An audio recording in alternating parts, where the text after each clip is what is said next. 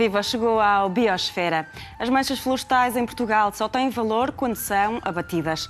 E este caminho não é sustentável. Se o Governo continuar a não fazer contas aos serviços que o ecossistema florestal presta, não queremos ver a floresta sem ser pelos olhos do fabricante de pasta de papel, de aglomerados ou do produtor de biomassa. Será que poderíamos viver sem água, ar ou a biodiversidade que as florestas autóctones providenciam? Claro que não. Mas o abandono a que votamos este biótipo leva a que a floresta continue a ser um parente pobre no ambiente. A floresta portuguesa passou por muitas vicissitudes e a maior de todas é ser esmagadoramente privada. Feitas as contas, a rentabilidade está na monocultura. Resultado, zonas abandonadas de pessoas e de biodiversidade. Os serviços da floresta não são contabilizados, logo não têm valor. O que significa ser embaixador da floresta? Um grupo aceitou o desafio proposto pelo Centro Regional de Excelência em Educação para o Desenvolvimento Sustentável da área metropolitana do Porto e foi para o terreno. A ideia base seria conhecer melhor a floresta para a proteger, mas não só. Mas é também aprender a germinar as sementes, aprender a fazer a reprodução das nossas espécies autóctones e saber como plantá-las, saber como mantê-las e no fundo, contribui para a sua manutenção ao longo do tempo. Portugal tem 3,4 milhões de hectares de área florestal arborizada. Dados oficiais apontam o pinheiro bravo como a cultura dominante, seguida do sobreiro e do eucalipto, mas estes números não respondem a uma questão que pode ter perspectivas distintas para um ecologista ou para um produtor florestal: o que é uma floresta? São o ecossistema terrestre que mais biodiversidade sustenta, mas também aquele que mais serviços dos ecossistemas tem. E, portanto, são importantes para amenizar o efeito de cheias, de fixar o CO2, de produzir o solo, de evitar erosão, de produzir oxigênio, de produtividade primária. Portanto, e tudo isto é essencial para as pessoas perceberem que, de facto, é importante conservarmos as florestas. Nós podemos falar de uma floresta com um determinado número de funções ecológicas, funções de manutenção do solo, funções de manutenção dos lençóis freáticos e outra floresta que é económica, ou seja, tem um objetivo puramente comercial, que tem o seu lugar. É preciso saber onde e porquê. E se o facto de se instalar uma floresta comercial não vai estragar outros valores. Cerca de 33% do território nacional é ocupado por floresta, portanto somos um país de floresta. Não somos um país só de eucalipto, portanto para além de eucalipto nós também temos o pinheiro, temos folhosas, pode ser em menor área, mas temos. O eucalipto eu entendo que seja como uma floresta e tem sido uma oportunidade também de gestão florestal sustentável. Entende-se por culturas energéticas, na perspectiva da gestão florestal, a plantação de pinheiro bravo e eucalipto. A notícia de que as culturas energéticas iriam ser impulsionadas em Portugal foi bem recebida pelos silvicultores, mas será mesmo uma boa notícia? Ouço com preocupação, naturalmente, porque, de facto, tudo o que seja uso da floresta unicamente com o sentido de produção e que normalmente está associado a monoculturas, essencialmente a monoculturas de eucalipto e, em alguns casos, de pinheiro, estamos a falar, de facto, de impactos sobre a biodiversidade e impactos sobre os serviços dos ecossistemas. Quando nós estamos a falar de terrenos que foram, por exemplo, consagrados à agricultura intensiva durante décadas e que depois são reconvertidos para uma floresta industrial, não vejo grande mal nessa alteração, porque tem a ver com o objetivo económico. E se aqui há uns anos atrás, ou umas décadas atrás, havia determinadas produções agrícolas que davam dinheiro, hoje em dia a realidade se calhar é outra e mais vale plantar árvores com o objetivo comercial. Claro que é errado substituir floresta autóctone, floresta antiga, floresta que tenha, por exemplo, espécies que se começam a tornar raras numa região ou no nosso país, por uma produção de eucaliptos. Há um desafio lançado que vamos tentar responder. qual é o impacto ambiental da cultura dos eucaliptos. Existem mais de 700 espécies de eucaliptos catalogadas e pertencem à família das mirtáceas. A mais adotada, disseminada em Portugal, é a Eucalyptus globulus. Basicamente, o eucalipto necessita de captar CO2 e oxigênio do ar para realizar duas atividades metabólicas, a fotossíntese e a respiração, sendo que a fotossíntese necessita também de água que retira do solo. Quando plantado em regiões onde a precipitação fica abaixo dos 400 milímetros por ano, acarreta secura do solo. A raiz, com cerca de 2,5 metros, poderá alcançar os lençóis freáticos se estiver perto de bacias hidrográficas. O resultado é um crescimento mais rápido, com impactos nefastos para o local da implantação, assim como para o território ajusante. Segundo a lei portuguesa, não é permitida a plantação nestas condições, mas a realidade no terreno é outra, até porque a espécie evoluiu para silvestre e já cresce de forma espontânea. O ciclo da água numa floresta é bastante complexo. Quando se dá a precipitação, uma determinada quantidade cai diretamente no solo e outra é interceptada pela copa da árvore. Como estas folhas são finas, pouca é a quantidade de água retida na copa. Desta parte retida, uma fração evapora-se e outra parte atinge o solo após escorrer pelo tronco. Da parcela que chega ao solo, alguma arrasta terra, causando erosão, enquanto outra parte é infiltrada. De modo geral, as florestas de eucalipto geram um microclima composto por elevada umidade, pouca luz solar e temperaturas mais baixas. Um contínuo vegetal de eucaliptos não é um bom corredor ecológico, uma vez que a espécie não é nativa em Portugal e falta-lhe o ecossistema associado. Segundo o biólogo Jorge Paiva, Portugal tem o maior contínuo de eucaliptal da Europa. Este fator pesa na balança do êxodo rural, uma vez que as populações não podem sobreviver ligadas a uma floresta que apenas tem rendimento de 10 em 10 anos. Como muitas outras situações no nosso país, infelizmente, não há fiscalização. E embora seja proibido plantar eucaliptos a menos de 50 metros das linhas de água, eles existem. E embora seja proibido, por exemplo, plantar áreas de eucaliptos superiores a 50 hectares que ficam dependentes de estudos de impacto ambiental, muitas vezes esses estudos não se fazem porque há sempre maneiras de tornear essas questões, nomeadamente plantar 50 hectares de cada vez. E depois acabam por se plantar zonas enormes de milhares de hectares de eucaliptos. Agora, isso tudo passa por uma melhoria da fiscalização. E muitas vezes não tem a ver com o proprietário, o pequeno proprietário florestal, tem mais a ver com as grandes empresas. A forma como consumimos tem impacto na floresta. Não falamos apenas na proveniência de alguns produtos florestais, como os pinhões oriundos do Oriente, em detrimento dos nacionais, ou a não reciclagem de papel. Falamos também no abate de floresta ripícola para os mais diversos fins. Segundo dados da FAO, a taxa de desflorestação mundial é de 9,34 milhões de hectares por ano. Para dar uma outra ordem de grandeza, estamos a falar de 25.589 hectares por dia ou 1.066 hectares por hora. Em última análise, abatemos o equivalente a 18 campos de futebol a cada minuto que passa. Tudo serve de desculpa para abater muitas vezes árvores da floresta ripícola. Ou porque se quer fazer um parque de merendas, ou porque se quer fazer uma praia fluvial, ou porque há um aproveitamento hidroelétrico. Estamos agora a assistir, por exemplo, no Tua, ao abate de muitos milhares de hectares de floresta ao longo do rio, porque a margem vai ser ocupada pela albufeira.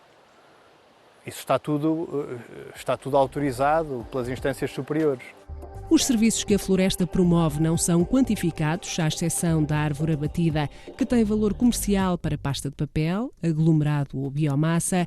Vemos neste gráfico que os locais onde os serviços do ecossistema florestal são produzidos e os benefícios gerados podem ocorrer em locais diferentes. Pode ser in situ, onde a floresta está localizada, omnidirecional, sem direção pré-definida, como a polinização, sequestro de carbono, biodiversidade, direcional, de acordo com uma determinada direção que leva à regulação das bacias hidrográficas que controlam o fluxo de água, ou florestas das dunas que protegem as zonas costeiras da erosão.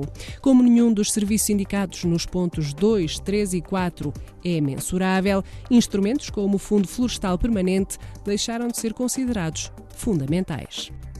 As associações florestais fazem ou tentam fazer um trabalho a todos os níveis notável, e depois, quando precisam daquilo que é mais importante, que é dinheiro, esse dinheiro nunca aparece. E criam-se mesmo situações de vazios financeiros que estrangulam completamente o bom trabalho que as associações fazem. O Fundo Florestal Permanente, por exemplo, tinha verbas, não é, que todos nós pagamos quando consumimos combustíveis e que devia ser aplicado, sobretudo, no apoio a projetos realizados pelas associações florestais, porque são as únicas instituições em Portugal que fazem realmente aquilo que já é propalado há muitos anos como o único futuro para o minifúndio, que é associar os proprietários com objetivos comuns. As nossas escolhas determinam que a floresta é abatida e que produtos vão ser implementados. Exemplos a seguir: comprar uma t-shirt que tenha uma pegada hídrica mais baixa ou soja e carne que não sejam o resultado da desflorestação na Amazónia. Tudo aquilo que nós consumimos, estamos a incentivar a sua produção. É importante que nós, numa primeira fase, possamos perceber, informar-nos de quais os impactos de cada forma de produção de cada produto que consumimos, para depois podermos escolher em consciência e com responsabilidade aqueles que têm menos impactos. Consumirmos produtos que sejam certificados do ponto de vista de produção sustentável, os selos FSC garantem um melhor uso dos recursos. Ao nível dos produtos que têm a sua produção em áreas que eram florestais, como o café, as bananas, o chá, a soja, é importante escolhermos os que têm selo de Rainforest Alliance, que têm selo de agricultura biológica, porque garantem um melhor uso também desses recursos. Certificar a floresta significa minimizar os erros que podem ser cometidos, mesmo que se trate de uma monocultura de pinheiro ou eucalipto. Se o proprietário, ao fazer a gestão, cumprir regras de boas práticas, imaginemos que ele tem que fazer uma mobilização do solo. Se ele o fizer de forma sozinho, muitas vezes até o que acontece é que quando faz a mobilização do solo, faz de uma tal maneira que, por exemplo, revira as camadas do solo. E onde havia solo com matéria orgânica, passou para o fundo. Se nós tivermos no caso de uma gestão florestal sustentável, o proprietário tem acompanhamento técnico. Certamente esse reviramento do solo não vai acontecer. Uma das formandas, a embaixadora, levantou uma questão sobre certificação de sementes. Eu tenho um pequeno bosquete e que tem carvalhos muito antigos, são carvalhos alvarinhos, e tem uma média de uns 250 a 300 anos. E eu gostava de preservar esse material genético, mas eu não consigo fazer o escoamento dessa semente porque o bosquete não é certificável e, portanto, eu não consigo sequer dá-la para que seja utilizada localmente. A resposta a essa pergunta não é fácil. Não é fácil por várias razões. Uma delas é porque quando se fazem leis, muitas vezes essas leis não respondem diretamente às questões que os privados possam ter, não é? E o facto de não conseguir fazer o escoamento dessas sementes tem a ver sobretudo com o facto de não poderem ser certificadas essas mesmas sementes devido à dimensão Exato. do bosque que tem. Porque se fosse de maior dimensão, podia pedir a certificação e a partir daí teria muitos viveiristas ou entidades do Estado ou até associações que poderiam ficar com essas sementes para produzir novas árvores e depois plantá-las.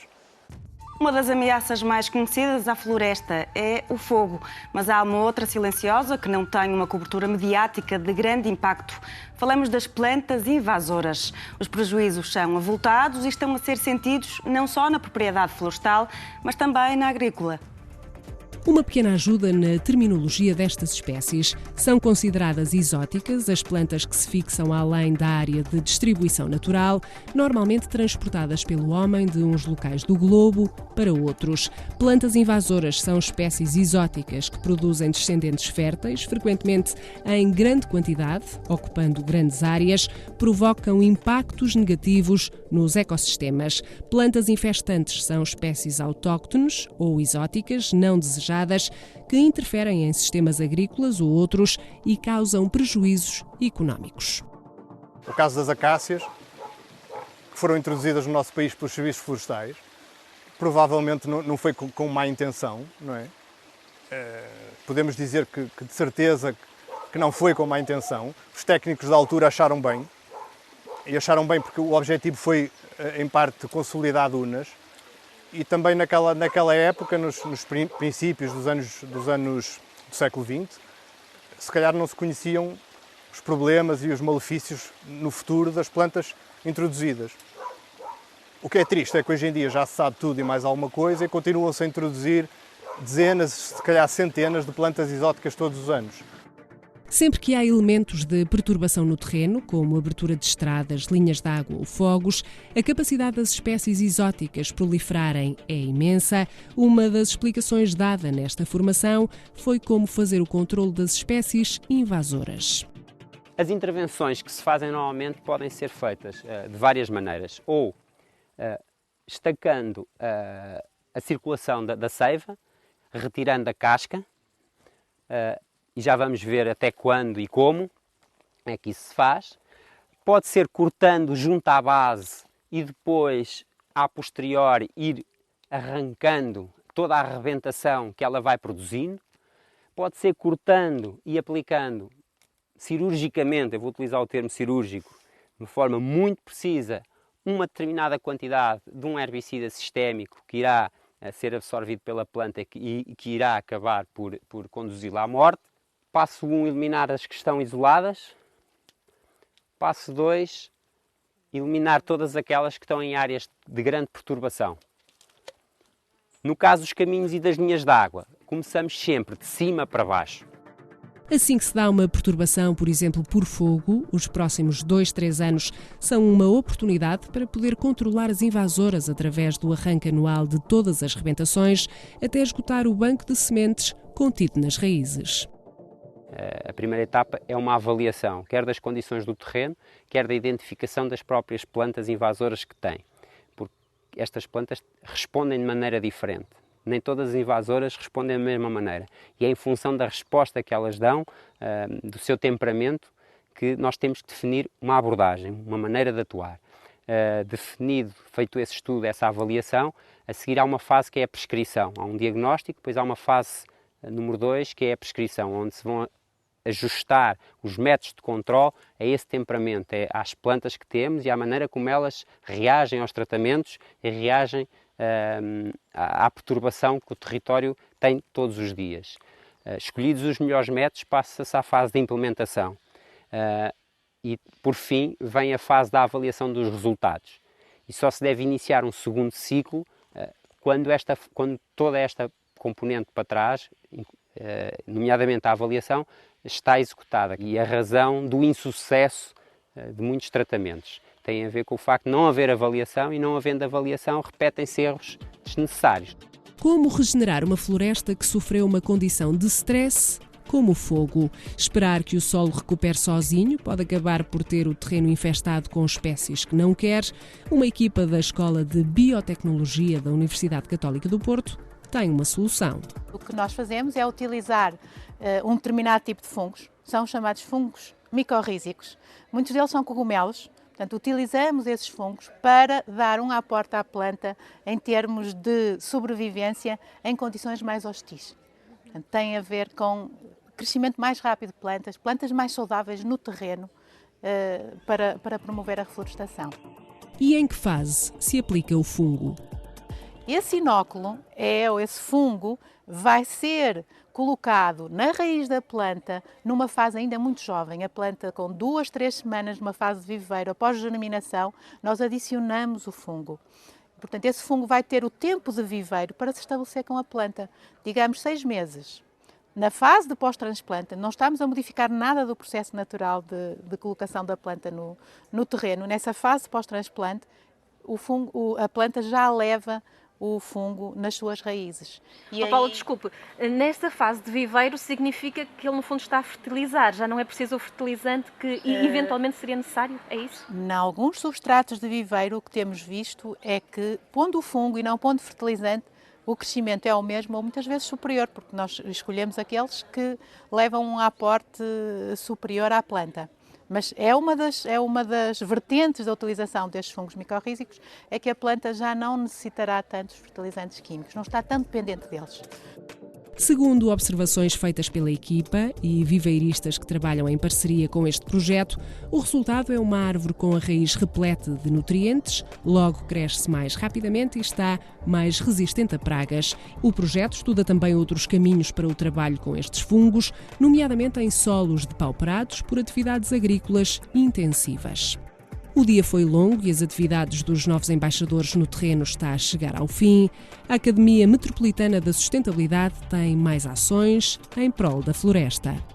O roteiro Embaixadores da Floresta é uma parte do que estamos a propor aos cidadãos. A segunda parte passa pela adesão a campanhas de reflorestação que nós vamos levar a cabo no âmbito do projeto 100 mil árvores na área metropolitana do Porto, em vários municípios. Portanto, estão identificadas áreas, existem recursos, conseguimos ter as árvores e agora precisamos também que os cidadãos nos ajudem com o seu trabalho a vir plantar e ajudar-nos a manter esses espaços. Foi falado esta manhã que muitas vezes se planta e não se cuida posteriormente e não se faz a devida manutenção desses bosques e nós queremos garantir exatamente isso, que as árvores são plantadas, mas que são cuidadas.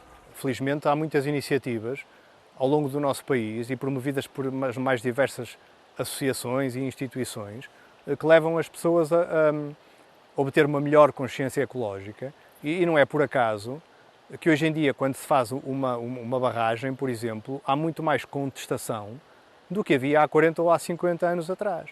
Há uma muito maior consciencialização do público sobre as vantagens e as desvantagens da construção deste tipo de obras. Isso é conseguido à custa de iniciativas que muitas vezes parecem pequenas, mas que depois, juntamente com muitas outras que se vão fazendo ao longo do país, criam uma massa crítica muito maior e uma consciência ecológica nas pessoas que pode ajudar a mudar o estado das coisas.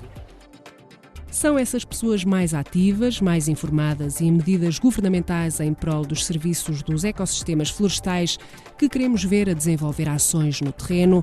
Não adianta nenhuma atitude ou decisão política que não tenha em conta as populações que vivem nos terrenos e que gerem o património florestal.